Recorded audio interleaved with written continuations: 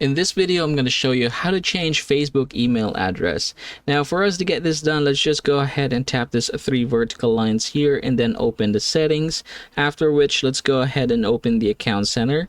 Scroll down and you should be able to see here the personal details. Go ahead and click that over there.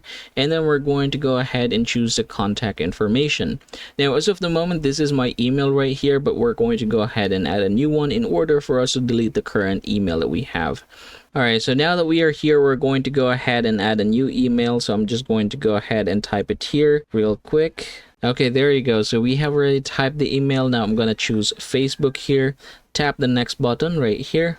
And then I'm going to go ahead and open that email to confirm this one. Alright, there you go. So I'm going to go ahead and copy the code here. And there you go. Let's go back. And then I'm going to go ahead and paste the code that we have copied. Tap the next button right here. And there you go. You've added your email to the selected account. So I'm going to go ahead and close this one. And yep, as of the moment, I'm going to go ahead and choose this one right here. And as you can see, this is now the email that we are using for this account. So if we are going to go back to the other account right here, I'm going to go ahead and choose Facebook, and I'm going to go ahead and choose to delete this one from Facebook just like so. And then of course, I'm going to go ahead and type my password.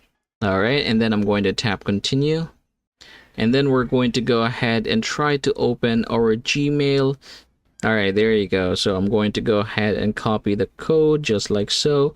We're going to go back there and I'm going to go ahead and paste it here. Then click the continue button down here. Alright, so it says here you've deleted your previous email. So I'm going to close this one. And right now, if we are going to open this one right here, it is using for our Facebook. And then if we are going to open this one, it's using for Instagram.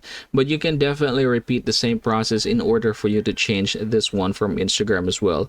And that, everybody, is how you're going to get this done. I hope this video helps you out.